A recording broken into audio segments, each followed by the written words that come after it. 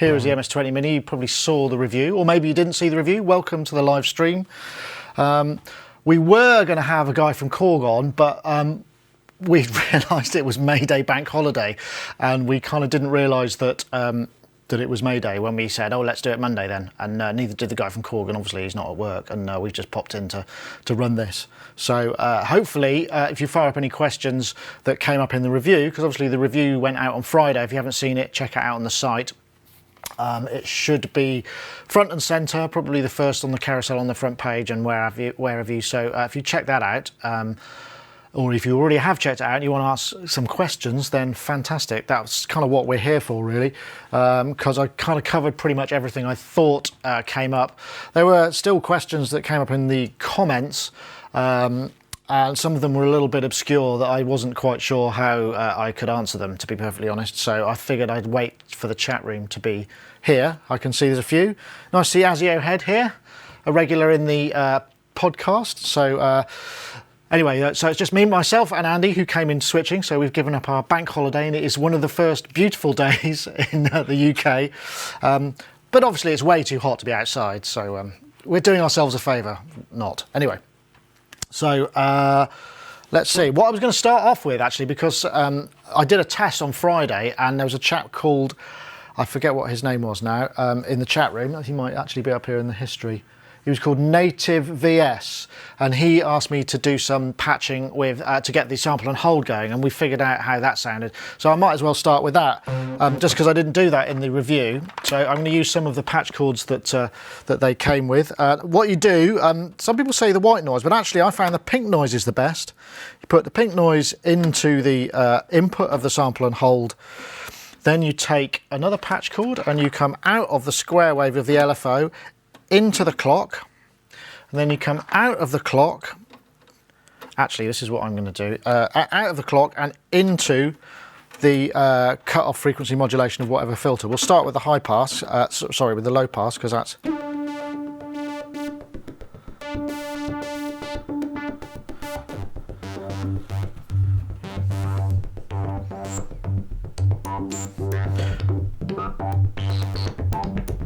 And you can adjust the wave of the, if you close up on the panel of these knobs here, you move every bit, Andy, on this way, towards me, that's it. The LFO, obviously we got straight square wave. I found it works better when you come over here, and then the speed affects the depth of it, and it sounds pretty good, actually, overall. I'll try with the white noise and I'll show you what happens. You get this sort of bleed. You can hear it sort of, which is a bit kind of not what you'd hope for. So definitely use the pink.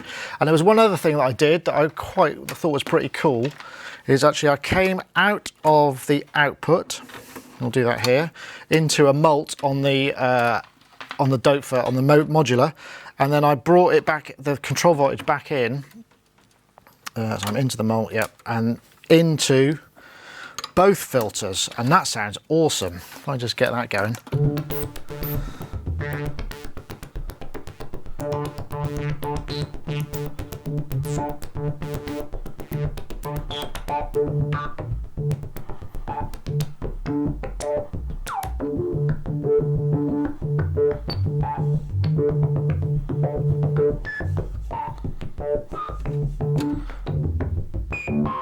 Get a bit of ring mod going.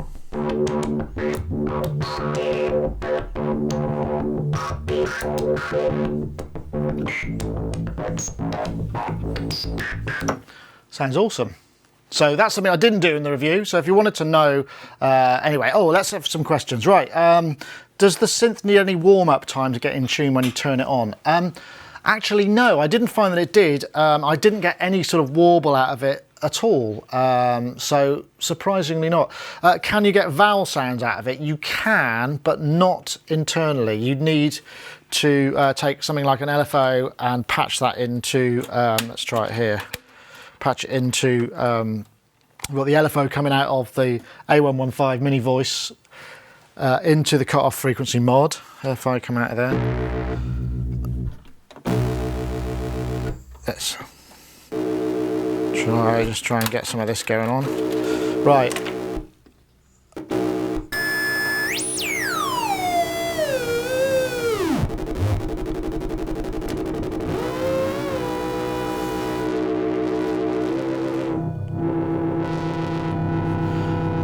I remember how you do this.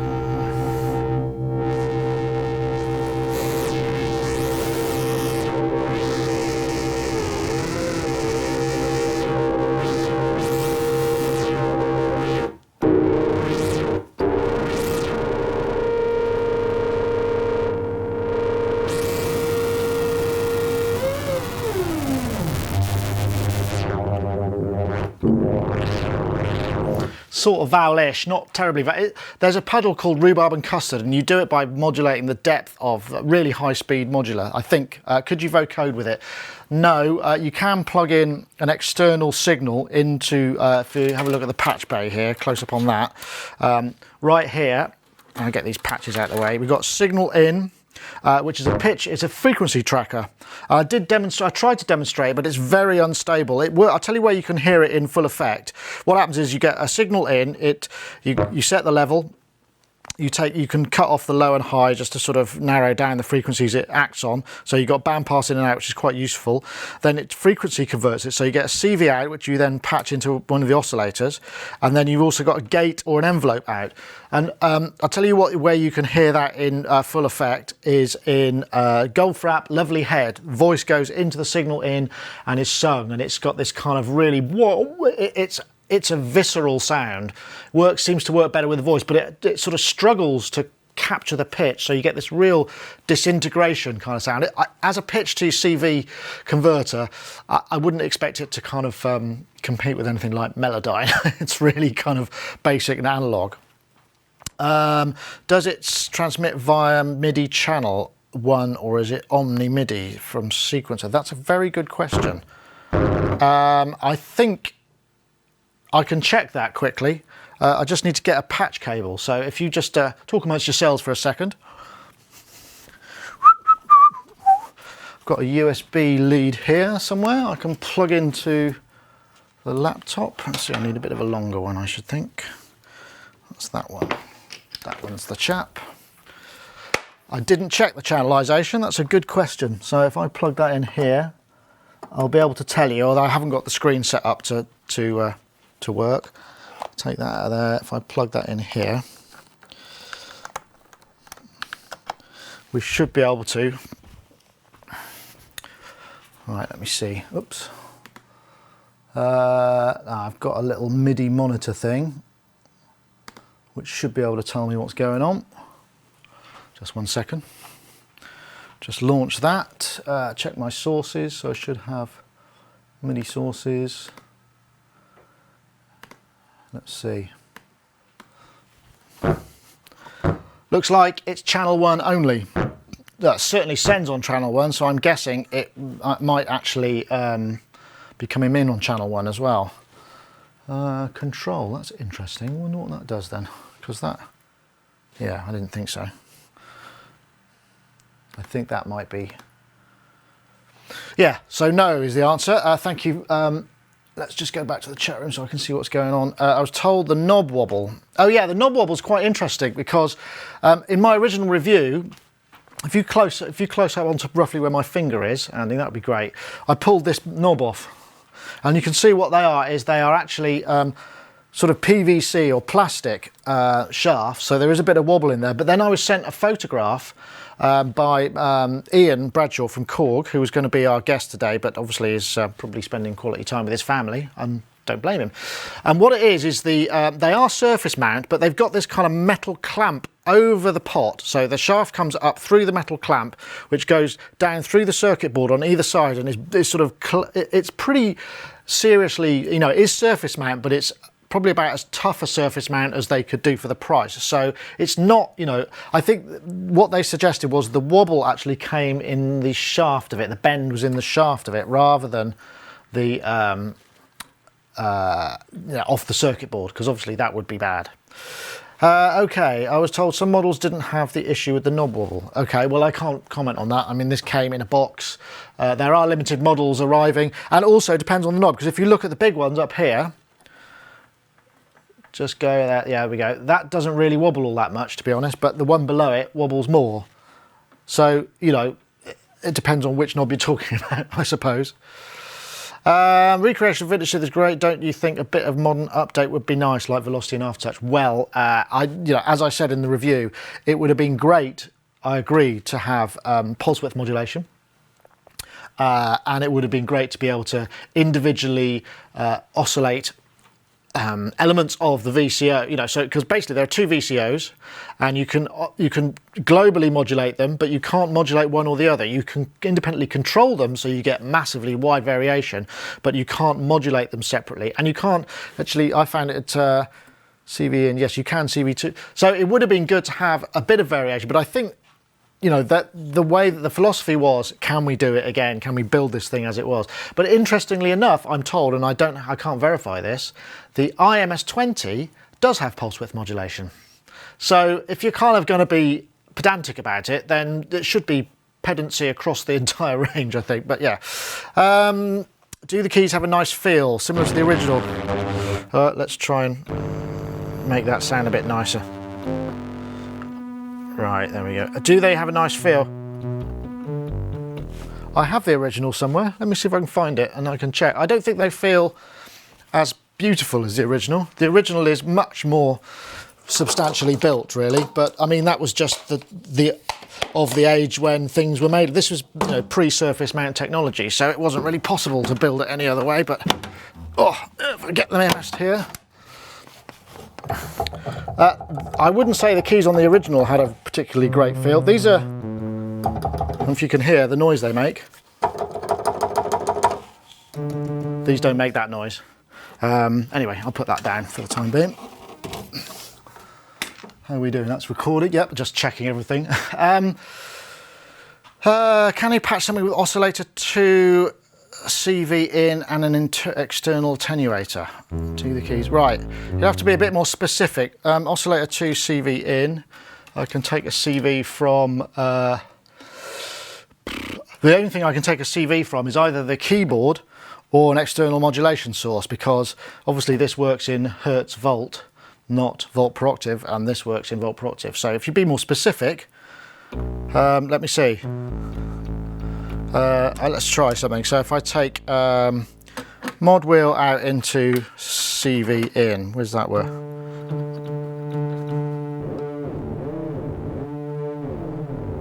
Oh, that's ring, so that's... Let's take that out of there.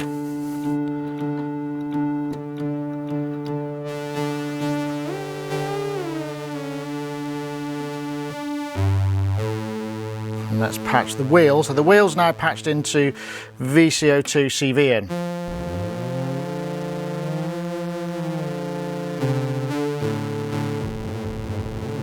I think, is that what you mean? I'm not sure what you mean about the patch something. That was an answer to modulating oscillator individual. Well, it sort of isn't actually, because if I just wanted the vibrato on oscillator 1, for instance, I can't. I can control oscillator 2, in this case with the pitch wheel. So if I can use the LFO to only modulate it, yes, no. This is the thing. It's an absolute value. So if I patch the modulation into here, so if I put, let's say, LFO out, and let me turn it down, it only modulates it in entirety. Do you see what I mean? It's not modulating around the pitch, it's modulating the entire pitch. So you can't modulate just the oscillator while still having the keyboard to track it. There may be a way to do it by making some sort of monster patch. I expect I could do that. So if I go into a mult, perhaps, so let's get an LFO. Let's get the LFO out. Right, this will be fun. There may be a solution. LFO out into a mult. Right, so I've got these long patch leads. They're the only ones I could find that would street. Right, so that's going into a mult, into and out. Then I'm going to come. I'm going to take the keyboard out into the mult. Actually, the way to do it is not into a mult. So I take, yes, keyboard out and then the keyboard out into the mult.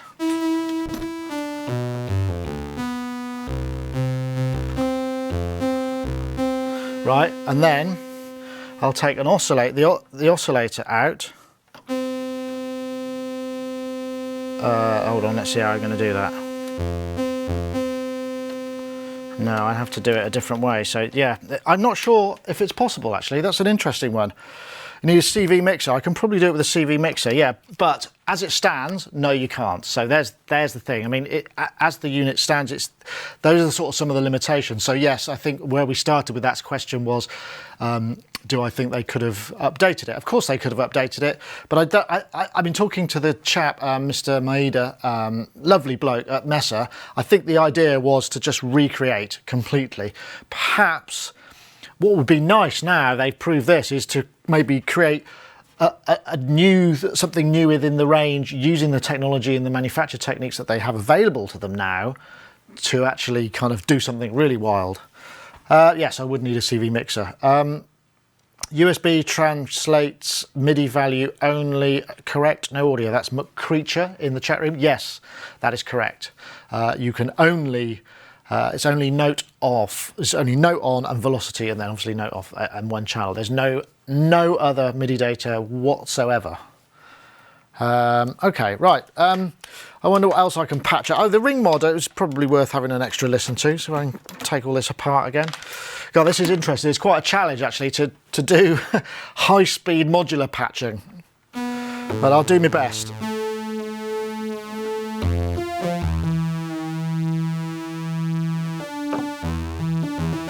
Ring mod and sample and hold. Oh yes, native VS back again. Actually started with ring mod. But some, yes, anyway, let's say ring mod. So we switch this to the ring mod.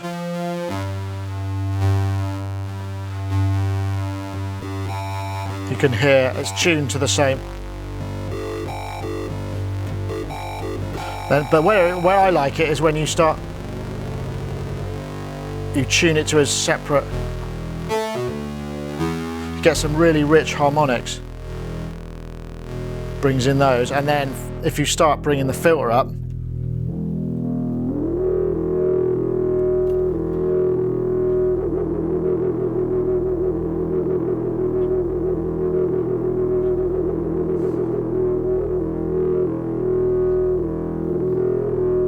get some lovely harmonics with the ring modulator, and we can tune that to some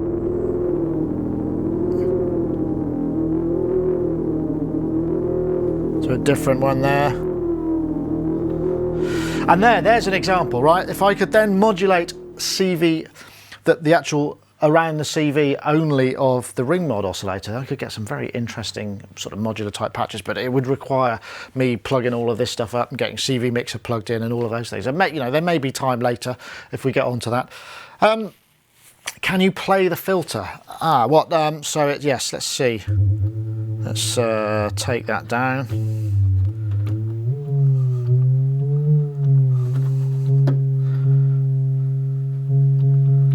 What we need to patch in there, I'm guessing, is keyboard CV out to cutoff frequency.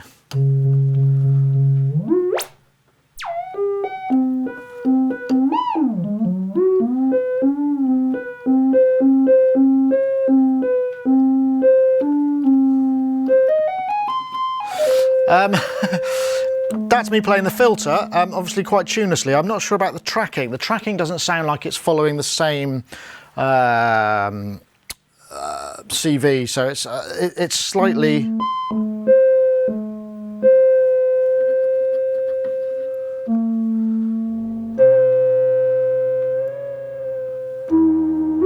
Let's see if I can bring in... Sort of close, but I wouldn't call it spot on. Interesting. And the filter it's hard to get a really pure tone out of it because it's very, maybe the low pass, the high pass would be better. Let's try that.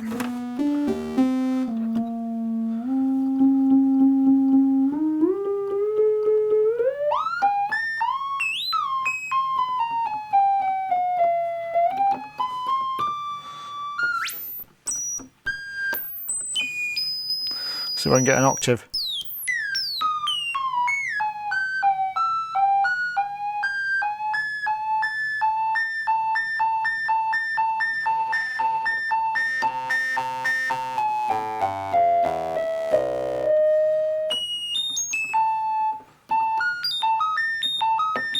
A little bit more unpredictable, but it's a nicer tone, I think, perhaps than the other one. Let's see, is any more stuff coming up? So yeah, not quite. It'd be nice if you could, but I mean, the thing is, I think what people are judging this against is what's possible with a lot of synthesizers that are available today. Because I mean, synthesis techniques have come on leaps and bounds since this thing was first created. So it's not sort of quite. To expect it to do some of the things that perhaps you can do now is not the point. I mean, where really the heart of this thing lies is in the filters. You know, the actual scream and the sound is just particularly amazing. Let's see. After the synth has been on for a lengthy period of time, does it get very warm? No, I wouldn't say so. I mean, this has been on for a while. It doesn't get as warm like the original, but it's only got 9 volts power coming into it. Just to clarify, even though it's got a USB on it, USB doesn't power it. The USB is just a connection, so it needs 9 volt power supply, which it comes with to be able to drive. And no, Suva in the chat room, does it need some kind of warm-up time? Not that I've noticed, to be honest, which is interesting. I mean, but then I don't really recall the MS20 ever needing time to go on. There are certainly other Korg synths I've owned have, like the Mono Poly definitely does, but the Korg MS20 doesn't. Not that I remember, anyway. I mean, maybe there are different models, or maybe mine stays in more of a stable temperature than perhaps others. It doesn't need. Let's see. I'm new to modular. Will the MS20 be simple to learn, or is it pretty daunting? Well, I think any modular is pretty daunting, but the advantage of having an MS20 Mini is that it's normalised or semi-normalised, which means that you can get a sound out of it without using any of the patch bay. There's, the signal flow works really nicely. So if we start over here with the oscillators basically are fed into the VCO mixer, then into the filters, then into the VCA, then with the envelopes in control, and then out. So the routing is actually standardized. So, as you'd expect, you don't need, but the patch bay gives you additional options. And it does, I mean, I didn't know how to do a couple of things, and you can think, you have to sort of think laterally. Sometimes you just think, oh, I can try this. How about if I do that? And it's like, oh, right, okay. So it's something to learn, definitely. And I think, and maybe as a first synthesizer, with that extra patchability, there's definitely something to be said for it. I mean, I wouldn't kind of shy away from it. In fact, they used to use the MS20 as an education tool. There was, in fact, a giant MS20 made, I believe, or a whole series which was used for education. It was like this huge, great thing, and there's a few still in existence, and some lucky people own them. But so they definitely are good for education. They're just a little bit unorthodox when it comes to certain aspects when you consider them against, say, other synthesizers which have become more standardized. Does it need no, it doesn't need a warm-up time. I didn't notice any drift in pitch. The only thing I did notice was when I hooked it up against the actual MS20, it had the control voltage out and the gate out going to the MS20 in, that the tracking wasn't quite the same. So across the entire range of the keyboard, it would be in at the bottom and maybe not at the top, and then you tune it at the top and it would be in, so it would, the track, and I don't see any kind of way of adjusting that on this. But again, it could be my MS20, which is, God knows how old it is. Let's see what serial number it is. I might have the actual number on it. Let's have a look. It's serial number 147384. So I don't know how old that makes it. Obviously not one of the first. Another question that came up was, is it made in Japan still? I'll have a quick look at that. Does it say that anywhere? I'm messing up. MS20 Mini, made in China, this one. So no, let me see. Andy will have to help me get that back in shot now. That's all right. That's good. Is that all right? Yeah. Yep, looks good. Yes, China. Does it supply enough current that it can split some CV outputs off it? I'm not quite sure what that means generally. I suppose, you know, yes, I can take a CV out and take it into a mult and then use it to drive some other things. I was doing that in the demo. But the problem is with these, I've got a generator, an oscillator and an A115 mini voice. The problem is, I mean, it will drive them. It just won't talk in a language that they understand. So it seemed to work all right, but it's hard to tell whether it was driving enough voltage because the whole scale is out. It's not, you know, it doesn't play as you'd expect. So it's a good question. Can't give you, do I have any favourite patches or sounds you want to share with us? It's funny, you know that I have, there was a sound that I always used to use which involved the ring mod. And when I was at NAMM, when they first launched it, Rich Formadioni, I think his name, or Forbin, I don't know if I've pronounced his name. He's the product manager for a lot of the Korg stuff. I was playing, he came out and said, "Hey, wow, you know," I said, "Yeah, I was just checking out one of the sounds," and and he came over and he put the headphones on and said, "Can I take a listen?" I said, "Yeah," and he just sort of went, "Really?" So, you know, it's not. I do have a sound. It was something along the lines of. Let's see if I can get it. I've got. Let's see. I got the whole time.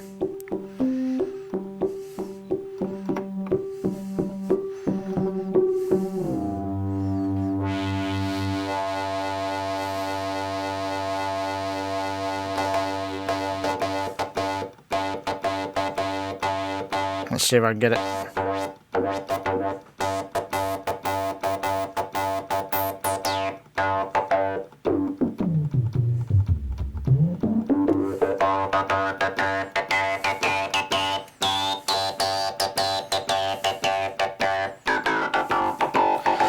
So that was something along those lines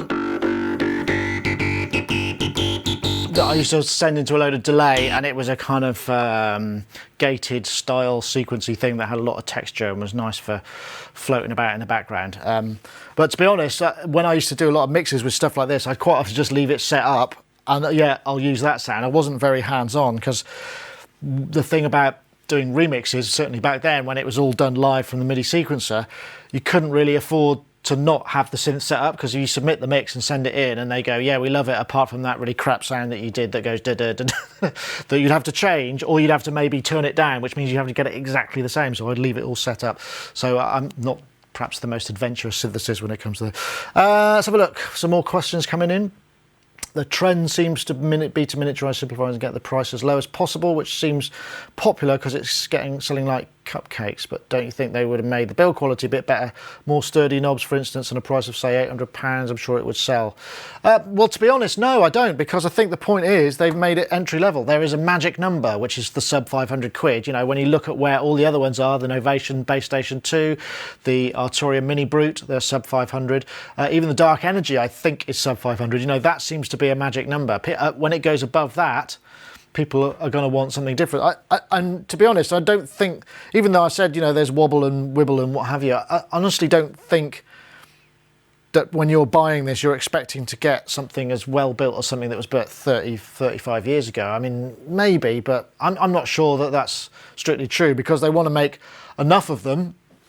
Because, you know, for somebody like Korg to make something, the outlay they would have to do if they were going to increase the quality of components would probably be an enormous amount, and they don't necessarily know whether it's going to go or not, because people go, "Yeah, I'd love a synth like that." But, you know, the thing is in this market, say for instance the Mini Brute was probably the first of these kind of more retro synths to come out mainstream.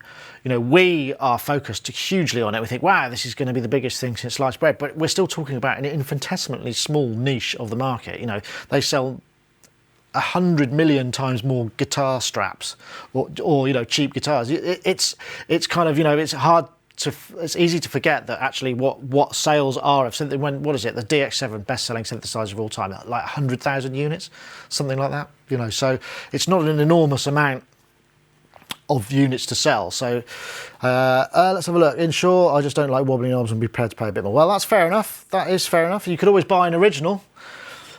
I've got one here. I'm not selling it, but, you know, they're probably, I wonder if it's going to mean that they'll go up in price rather than down. I mean, that's an interesting point, isn't it?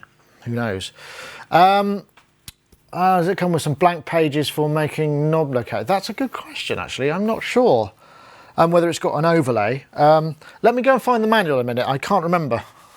I didn't get it out.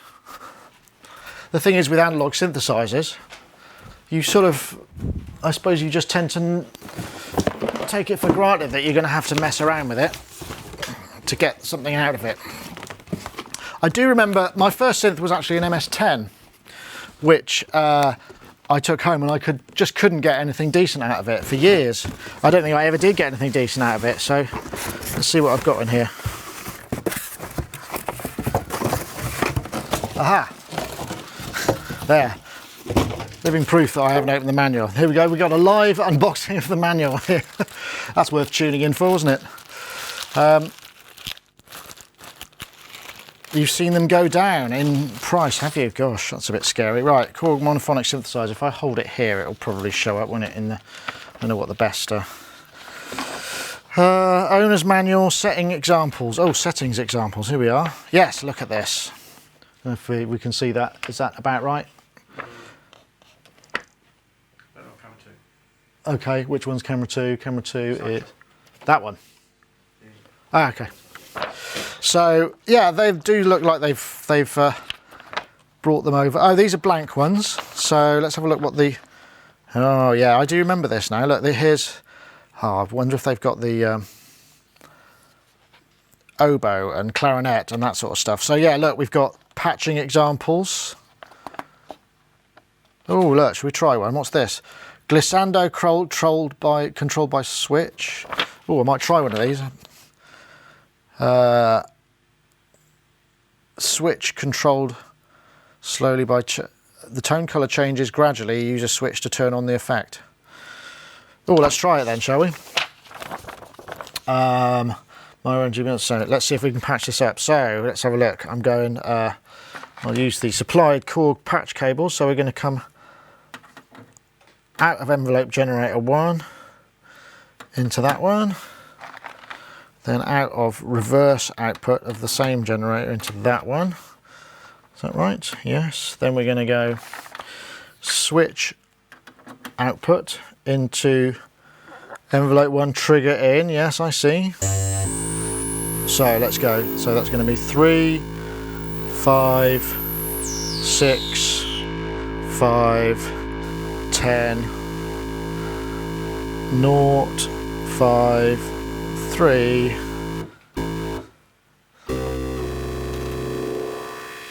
Oh!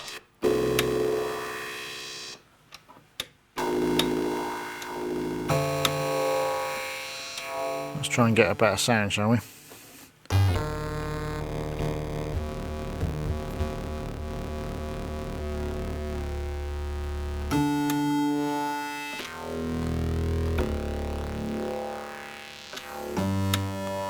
Well, there we go, there's one. I don't know how many patches, but yes, there are some blank ones here. Laser gun. So yeah, you can have, you know, if you want to get started. I mean, the thing is, you know, as I said earlier, you know, synthesis on this level, even though this is a relatively simple synthesizer, the ability to be able to patch does make it kind of quite complex as well. So, I mean, to expect to switch it on and be kind of coming up with, be fluent in it as soon as you switch it on is probably a little bit unlikely. The same typos, I couldn't tell you then. I'm glad it's got a paper manual as well. What else have we got here? You know, some pages in the back that say Brank chart. Oh, really? That's a very dubious gag. Right, so what else have we got? Yeah, I mean, they're pretty much, I mean, it does explain a bunch of things, and like I said, it does come with 10 patch cords. What else does it do? I don't think there's anything actually physically different about it, obviously apart from the size and some of the components. When I spoke to Mr. Mieda, he was saying that, I'm trying to remember the name of the element. It was something like, it wasn't germanium. It was some element that you just, cadmium. There's cadmium in my original, which you're no longer allowed to make things out of to export to certain markets. So they couldn't make it exactly the same because they weren't allowed to use those. So there are going to be some difference. As you had, you like this, like the synth to be a bit of a challenge, yes, and it is. I mean, I still find it a challenge, to be honest, but it's a fun one. I mean, that's the thing about the toxic cadmium. Yes, my creature. What about a nice sample and hold patch now? Well, we did one earlier, but I don't mind doing it again quickly, just because it did sound pretty good. Again, if we come out close to the patch bay, you've got noise generator, you've got pink and white. I thoroughly recommend pink, which is a sort of darker flavour of noise. The pink goes into the sample and hold, then the square wave LFO goes into the clock, and then the output comes into your filter of your choice. I like it in the in this one.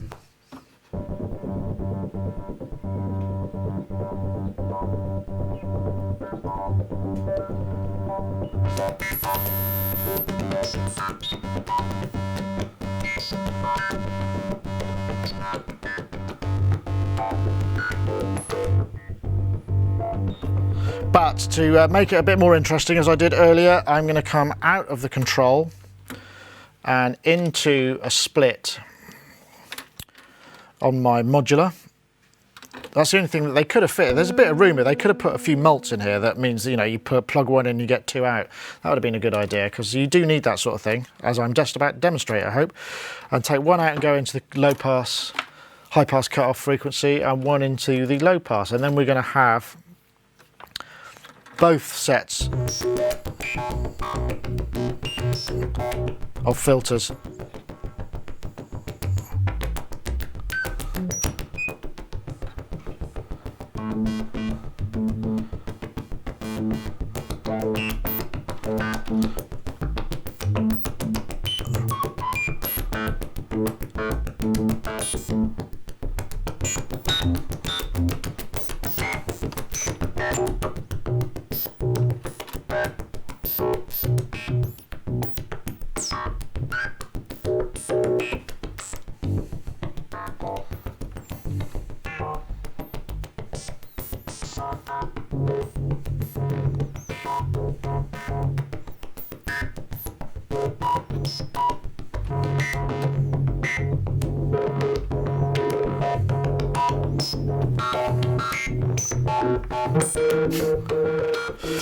Let's just try, what was the other thing I was going to try? We could come out of the pink and go into the signal in and then filter it a bit before it goes there and see what happens. So I've come out of the noise, I've gone into the signal processor.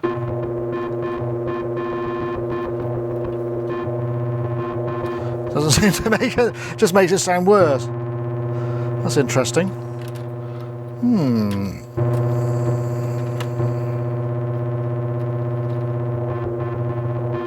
What happens if I really drive it?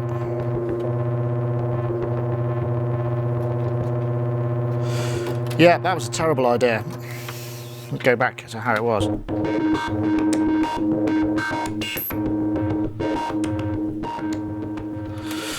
So we've got about 15 minutes left, unless everybody's had enough. That's going to be, I can't think of anything else to show you really. I mean, the thing that I liked about the synth itself is really just the character of it, and that's kind of what you're getting. You're not really getting the kind of the most capable synthesizer. But when I spoke to the inventor, again back at Mesa, you know, he said they were just trying to get it as cheap as possible and to do as much as possible with the budget they had. So nothing's really changed there. I mean, we're constantly seeing nowadays, you know, when people say, oh, why didn't you put that in a synth or this in a synth? And it's generally because of budget, because they've focused on a specific area. So, you know, he also said that, you know, it was by design that it was built with all this character. And I'm not, you know, maybe that's true, but I'm guessing that actually there is an element of chance in there. It's like, well, if we save, you know, I don't know what the what do yen come in? What's the subdivision of yen? Anybody know? Anyway, savings of that amount, you know, on a specific capacitor or a component will have a sound that will have a reflection on the sound. So there might be a happy accident that happens like that. There is one big question though, what it looks like inside and how well moddable it is. So bring out the screwdriver. I'm not going to take it to bits now, to be honest. I think if I did that, it might open a can of worms. I suspect Korg being Korg and what they've done with their previous, you know, with the monotribes and the monotrons, there'll be something going on there, because you could mod the original MS20. In fact, I've got this very curious hole in the back of mine, just here. which has got a blanking panel, and I have no idea what it's for. So maybe there's a mod there. That might have been a balanced out or something. I don't know, for live. But for instance, you could put, apparently it is possible to get them modded so that they will have pulse width modulation, but you need something like the dope for variacs. A variac, not variacs, that's line 6, isn't it? Variac, so if I go, let me just get, because it does. I really like the sound of pulse width, and to be able to modulate that would be marvellous. But because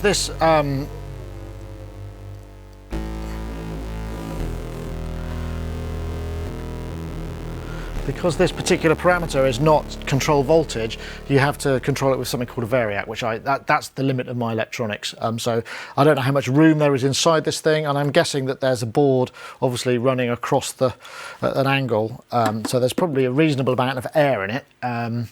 But no, I'm not going to take it out. Yes, surface mount technology is much harder to solder. I guess they'd have to put points in specifically, like they did in the Monotrons. There's actually points that have labels, which kind of arrows. Here, this is where you need to do it. But I mean, we're talking about, you know, a $40, $50 piece of electronics that you can mess around with if you screw it up, whatever. You know, I mean, obviously it's a great loss, but you know, with something that costs $500-600, you might not be quite so keen to do so. I'm sure that some company will release mod kits like for Monotribe. Yeah, that's entirely possible. It would be good if they did. I think have I got something lying around? Let me just see if I've got some, because we can try that feedback thing as well, that I know, because we've got a headphone out on it. I think I've got one of these somewhere. Just got to find it. I've seen it lying about, but I can't remember what it's called, what it looks like. It's the, here we go. It's the Amazing Machines, which I think it's all on minis, so it'll work. So this is really cool, actually. So this is the sort of, this Amazing Machines, these folks, they do the Monotribe? Yes, the Monotribe mods. And this is a similar sort of thing. So what you do is you go out of, so audio in, so we plug an audio in. Let's have a look. Phones, if I get this right. Phones, audio in, output. Right, so I plug that in there as well, get them both going in. Then I need to get another patch cord, which I think I've got lying around here. 1 second, because it's all on mini jacks. All my larger 1/4-inch jack stuff is in a different part of the room. Let me just see if I can get one of there. Yeah, here we go. We might be able to get this to work. And then we can get some feedback going and see what that sounds like when you drive it hard. Right, so I'm coming out there. Actually, no, I'm got the right thing here. So this is so I'll come out of there, into there. Let's see if this works. This is called the Nasty Mono.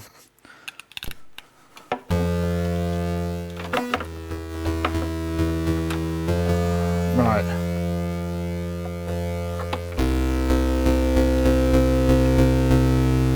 Not sure exactly what's going on there. I don't think I've got that particularly right. Audio in. Let's have a look. External signal in. Ah, there we go. That's what I need to do. So I need to take and then take the signal out. Here we go. Yes, I'm nearly there. Excuse me. It's funny, isn't it, when you're doing modular patching, the whole thing about using modulars is they're a sort of time black hole, and to do them against time constraints like this is sort of so counterintuitive for a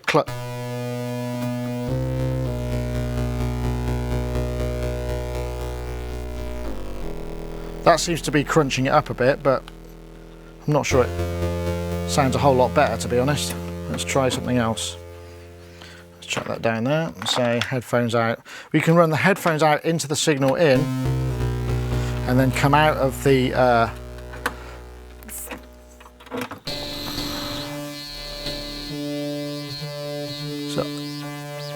so I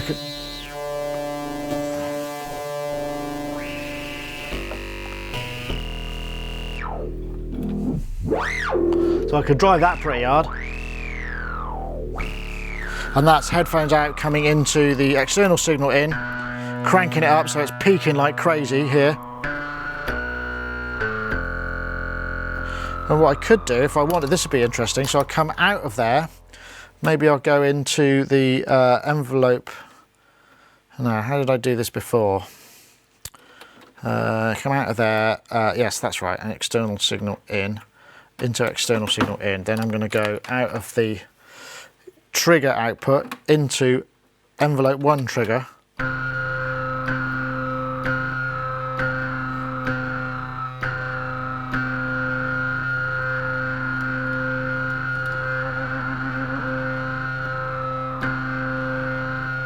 See if I can do.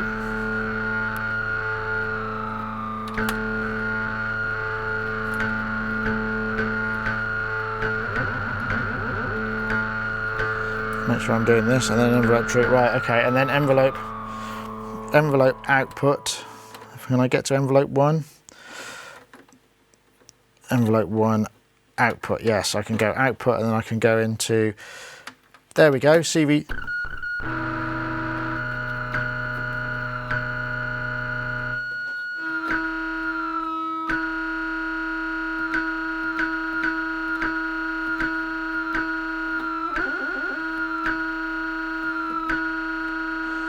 Wow.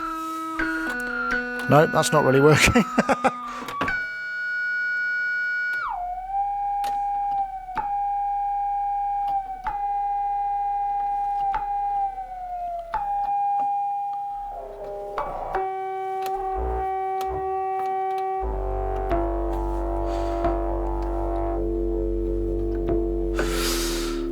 Well, that didn't really work out quite as anticipated, but it's an interesting sound nonetheless.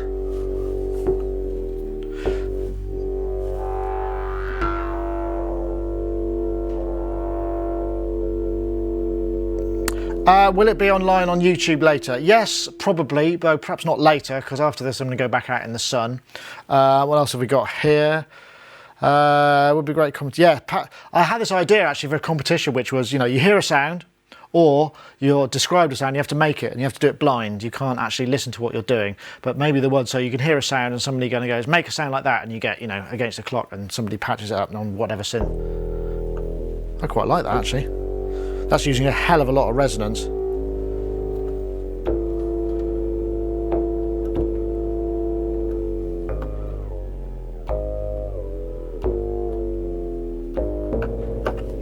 So, all of Korg stuff, deep fried. Yeah, I'd like to see a monopoly remade. I really would. Only because my monopoly is knackered, and it probably cost me about as much to get it fixed as it will to buy one of those, hopefully. But I think the thing about these things is the monopoly would have significantly more electronics in it than something like this, because it's got obviously 4 voices and all sorts of clever stuff goes on inside.